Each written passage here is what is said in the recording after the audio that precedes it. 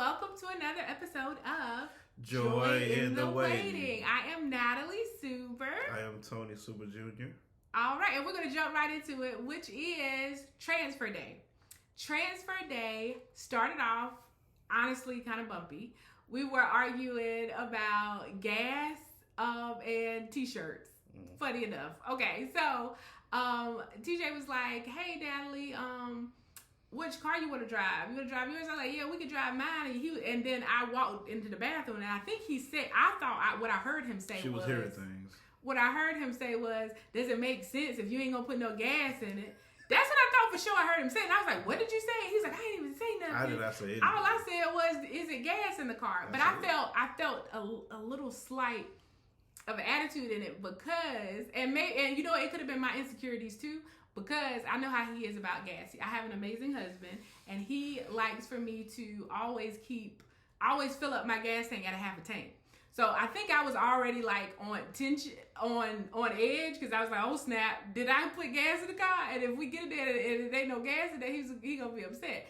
So I think part of that was I was super emotional because I had been taking shots and medication, so I was already emotional. And then I ultimately didn't want you to be mad at me, being honest.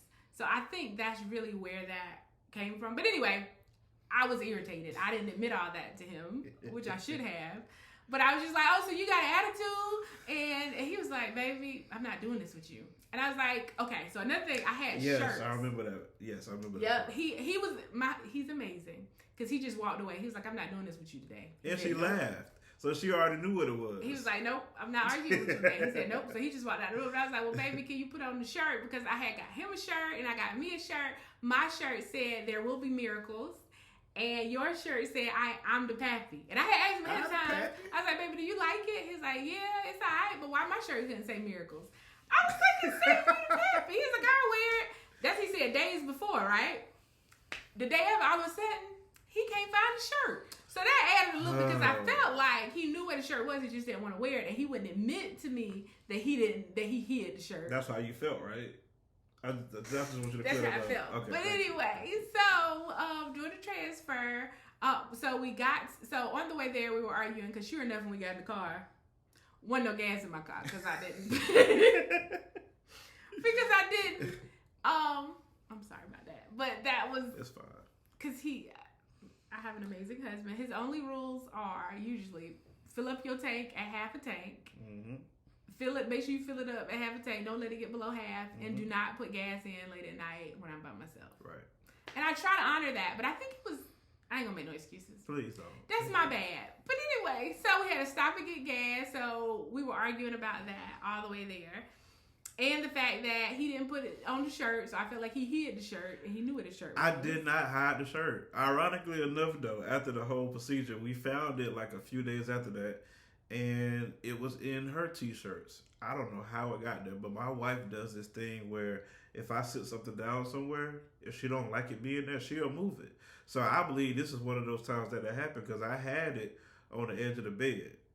And I don't know why she moved it. You know what? I'm not even going to say you moved it. I'm going to say somebody in the house that moved it, and it wasn't me or Harlem. I will say that much. So that shirt was moved, and it was put in her T-shirts. I don't know why it was there, but we didn't think to look there until I think we was going through I think she was going through her T-shirt trying to find something, and she just stumbled upon it. So it wasn't me. I would have wore the shirt. I already had paid money for it, and it was cool. It was a cool shirt. So, but once we got in there, God is so good because I felt like once we argued all the way there, but once we got there, it was like it literally just kind of like left. And I think we were trying to realize that at the end of the day, the shirt didn't matter, the gas didn't matter. Nope. What mattered is that we were there with each other and we were officially about to be pregnant. You know what I'm saying? Right. So the nurse came and took us back, and I remember once I got back there, I got super emotional and I just started crying. And one of my favorite songs that's been getting us through this process is Promises by Maverick Music.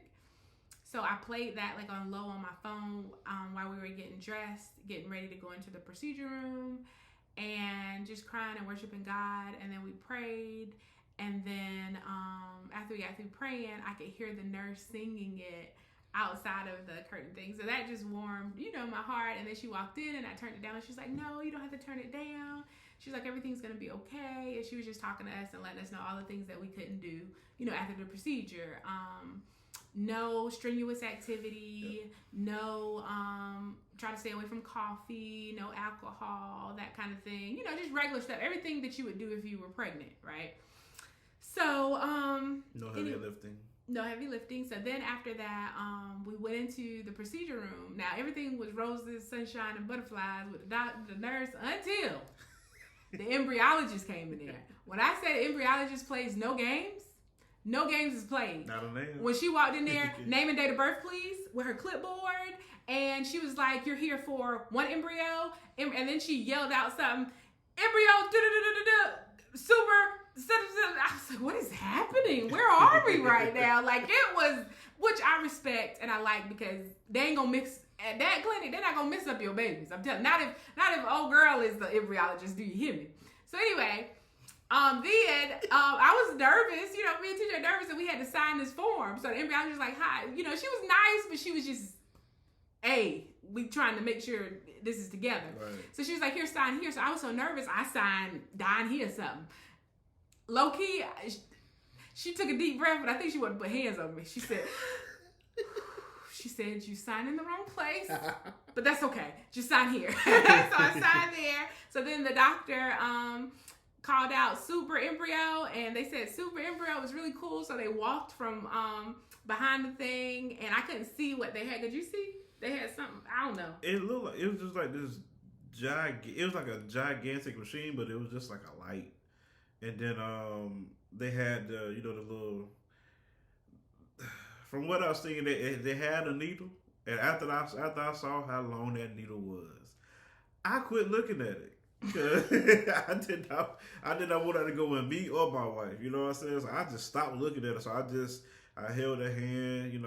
I rubbed the forehead, made sure she was okay, and from what I've seen, it was just she just said it. Natalie said it was just like a little pressure, so it wasn't nothing crazy. But if you would have seen how long that needle was, I think she probably would have hopped up off that table, because that needle was crazy. Because the way they have you sit, like, I can't see that. Like, you're sitting like almost like an incline. That's how I felt like with my But anyway, so then you could see in the sonogram, and she said it's going to be like a flash of light. She said if you blink, you won't see it. Right. And right before they did that, she was like, would you like to see your baby, your embryo? So this is the embryo right here. Oh, they did have the screen up too, like as the procedure was going on. Yeah, they had this screen up. So this is the embryo. And I was like, hey, is something wrong with my embryo? I was like, she was like, well, it was frozen. So she said, what's a hatch? She said, that's just the cells. Or she was like, that's your, how did she say it? She was like, that's your baby looking for you. Like, it's looking for something to latch on. So that just, it just warmed my heart. So anyway, after that happened, I was like, cool, what can I eat? They was like, you can eat whatever, we just see. And I was like, should I lay here for a while? And they were like, no, it doesn't work like that. It's not like it's gonna, fall out or something. They were like, just kind of be not on bed rest, but just relax. You know what I'm saying? Have like a lazy day at the house. Don't do no housework or nothing. Just relax. Which is hard for her because she don't know how to sit down anywhere. So so I was hungry and I was like, hey, we went to, it's like a superstition that after you get a transfer, they say McDonald's fries or something is good to get after. So we went and got some McDonald's fries. Yep, which I don't even like McDonald's fries. But we went and got McDonald's fries and we both ate that. Probably the only good thing about McDonald's is the fries. I don't like McDonald's fries. So then after that, we went to, I was hungry. I was like, baby, I love Hispanic food. I was like, can I please have some salsarias? And he was like, I think we need to go home. I was like, baby, it'd just be in there for a minute. I got out the car, walked in there, and I immediately got dizzy. I was like, hey, this is not it. I don't know if it was adrenaline. I don't know. But they were right. I should have went home and laid down. So how that Kanye West beam go? Got him. Got him. I tried to tell her before she got out of the car. I was like, hey, you know what? I'll bring you back up here another time after you heal up. And she's like, TJ, it's gonna be all right. I'm all right. I feel great. So then she opened that front door and she's like, TJ, you know what? You was right. She said, I was feeling dizzy. So I feel like I almost had to carry her to the car. She felt so weak. So, like I said, I don't know a whole lot of things, but I know sitting down somewhere after a surgery is probably not a good idea. Sometimes just listen to your husband sometime, man. That's all. You're right, baby. I was wrong. So then after that, it was what? So you said it on camera. So then after that, Lord we Jesus. went ahead and went to home, and we just chilled, and I did the things like the superstitions that they say, because pineapple is the symbol for IVF, because they say the pineapple is really good for fertility and stuff, especially the core. The superstition is that if you eat the core of a pineapple and you eat pineapple, it'll help your baby stick, right? So I was eating core pineapple. My friend came over. She bought me some pineapple, and we laughed and talked. And we sent pictures of baby Super to like our family. So everybody was calling and talking. It was just amazing. And our church family. It was just super exciting. So then after that, that was our experience with that. Did you have anything else you wanted to say about how you felt about the transfer day? Just that you was a little sore, and my main thing was just make sure you was okay. But the whole experience altogether was very professional. It was definitely eye opening to see everything that goes into this IVF stuff, because I feel like before, I feel like you was already doing a whole lot by giving your blood. I feel like it was like once a week you was giving your blood every time we had to do the traveling. So I just feel like to go from that to watching this whole process on the screen was like, it was amazing and crazy at the same time. But it was a dope experience, I can say, on my end. Right, it was. I think it was a very good experience. Yeah. And then after that, we had a 2-week waiting period of the pregnancy test. So after you get your transfer, you're supposed to wait 2 weeks. And some people test, but our physician and nurse advised us not to test until we came in for a blood pregnancy test, right. Which I think is almost cruel in a way, because you're 2 weeks, to make sure the baby's stuck and the embryo implanted, and so it can turn into a baby. So you're hoping it's that 2 weeks, and the 2 week, that was amazing for me, just because TJ was excited, like kissing my belly and talking to it and talking about names and what we'll do and just ways we could decorate like the baby room. Like, it was just amazing those 2 weeks. So then that last week, like I was supposed to go on that Friday, but that Wednesday, I just started feeling like my cycle was trying to come on, right? But when I Googled it and stuff, it said that that's normal for implantation. That's a good sign. Yeah. And then when I went to the bathroom and I wiped, it looked like it was brown, like my cycle was about to come on. So I was like, man, I was panicking. I was like, oh man, we done lost the baby. It didn't work. So I emailed my nurse, and that's another thing about this clinic. My nurse is so responsive. If I email her 9, she gonna email me back within 15 to 20 minutes. Like, right. I love that about her. But anyway, she called me. And she was like, Natalie, is totally normal. She's like, that's actually a good thing, because that means that the embryo, did implant. So, that's a good thing. I said, but I'm so worried and stressed out. She's like, I don't want you to be stressed out. She's like, you only got 2 more days. You come in Friday and you get your blood test. She was like, but if it'll make you feel better, she said, go ahead and take a pregnancy test. I said, you said don't take no pregnancy test. She said, yes. She said, but I need to be able to trust that you are not going to react if the pregnancy test is negative. She said, do not stop your medication, because during that 2-week period, you have to take that estradiol and you have to take that progesterone, because that's what's supporting the pregnancy, right?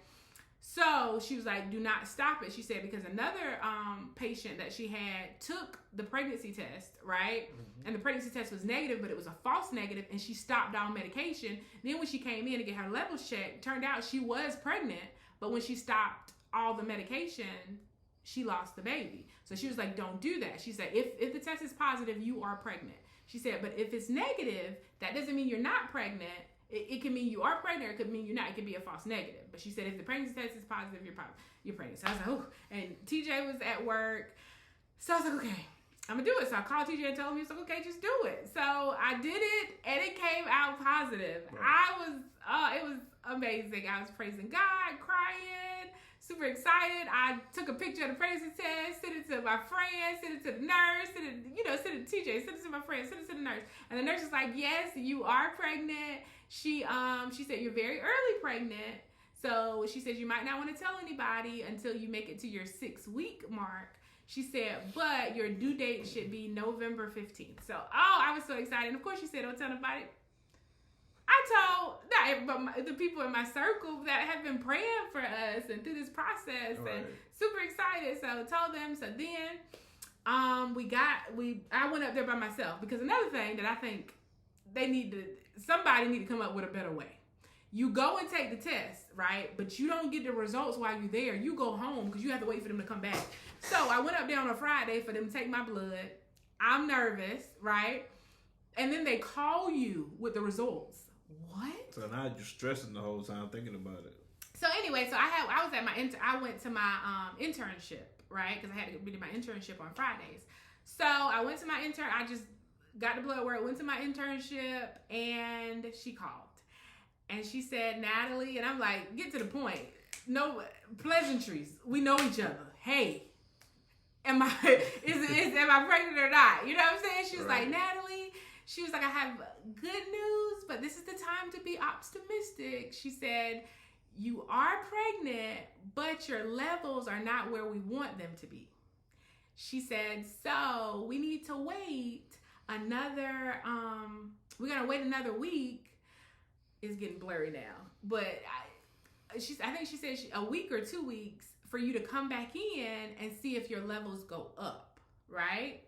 But she said if they don't, then that means that, something went wrong. So, at that moment, I was really, really, really upset.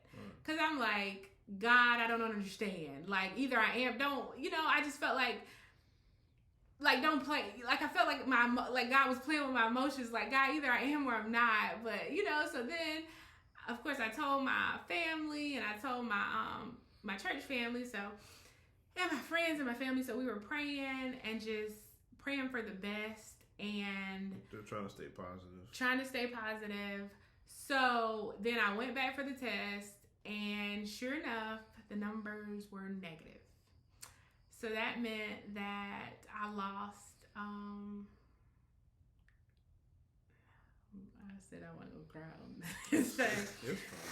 So that means that we lost the baby. So that was horrible. Like, gut-wrenching horrible. Like, I just it hurt me so bad, but I also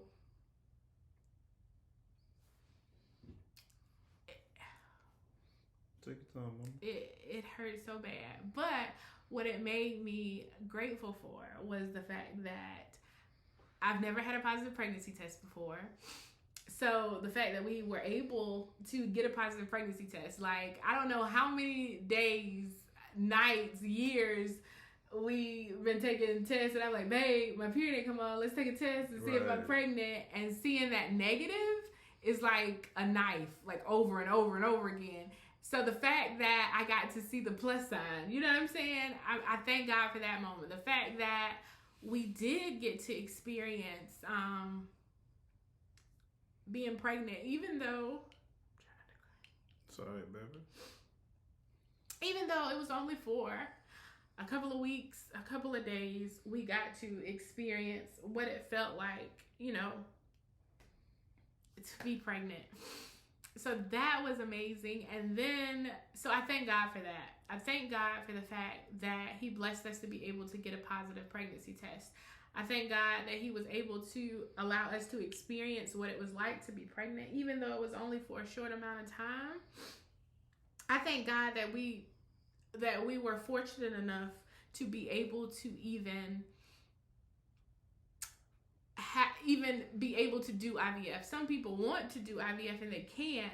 So I thank God for the doors that He opened for us to allow us to do that. And just even in the sorrow, the tears, just remembering that God is still good. And sometimes no is His kindest answer. So I don't know why that no was, and it is hard for me to accept, but I know who my Father is, and I know who God is, and I know He loves me, and I know all things work together for our good. It's okay, baby. No matter how much it hurts, and that's what makes God a good Father, because He loves us enough to, he loves us enough to sometimes tell us no or not right now. So, that was a whole experience. And then I think another thing on top of that hurt, but it was almost like two things can be true at the same time, because it hurt that happened, but for me it hurt even worse that I had to tell our family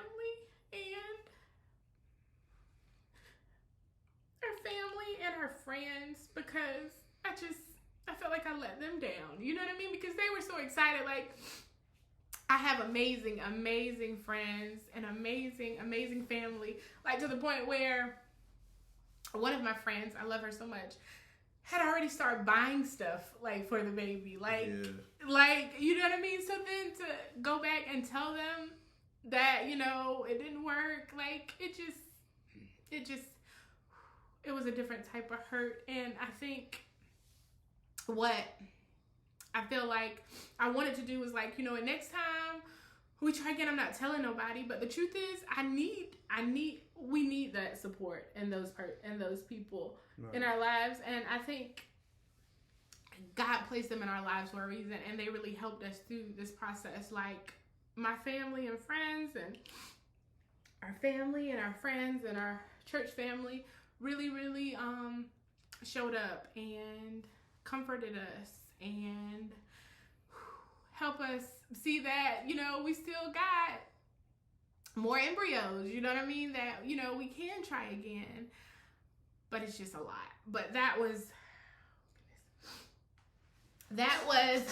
my whole thing. God is still good, even when it doesn't feel good. And that's what I'm holding on to. And the fact that we are not putting our baby in the place of God in our lives, right? We're trusting God, and we're still standing on his promises that he is going to allow us to have baby super. But God is our first priority. And we don't ever want us having a baby to become an idol, right? So we're going to keep trusting God and loving each other and finding things to be grateful for, and just enjoying our lives until we decide about trying again, or how soon that's going to be. But yeah, well, that's my experience. I'm going to give baby, I'm sorry, give you time. How did you feel about it? Oh, you're all right, baby. My experience with it was honestly just watching you go through all that hurt and that pain. Like, I hated it. I ain't gonna lie. I do believe in God, and you know, I know he don't make any mistakes and stuff like that. That's what we been trained to say. But it's just frustrating. You know, we did all the shots.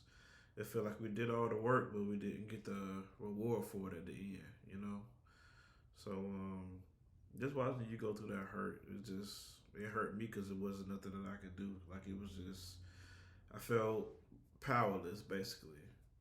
I couldn't make you happy. I couldn't take your pain away. So it was just frustrating. Like, to a point where, like, I do want to have a child, but if it's to the detriment of your feelings and you know, stuff like that, I don't think we can bounce back from another loss like that. So I'm to the point where I don't know if I want to go through that again. I don't know if I want to watch my wife go, you know, lay on that table, get these shots at night, and take all this medicine just for it not to work again. And because I feel like that takes a little bit of her spirit each time that we go through it. So my feelings on that is I don't necessarily know if I want to go through that again. Just to be honest. So we'll I guess that's something that we'll have to sit down and talk about. But just to watch her go through that pain, and I know it mixed with the pain was anger, frustration, because I was feeling all that. I was feeling the anger part, and then I was feeling like something was wrong with me because I didn't really feel connected to the baby. But I guess because it wasn't here long enough. So I felt like something was wrong with me, that my wife was going through this situation. She was going through this pain and hurt, and she was having all these feelings, and I was just like, I felt blank. I felt blank. So I don't know, maybe something was wrong with me at that time, but I just felt like that I don't want her to go through that again. I don't want to watch her go through that again. So yeah, those are my feelings on that. All right, so we no more tears. No more tears. Anyway, we're just gonna pray about it and trust God and see our next steps. But we're not giving up, whether we decide to do, another round of IVF or try again naturally, or we're gonna pray about it and decide what our next steps is. Right. But thank you for following us along on this journey. We appreciate you.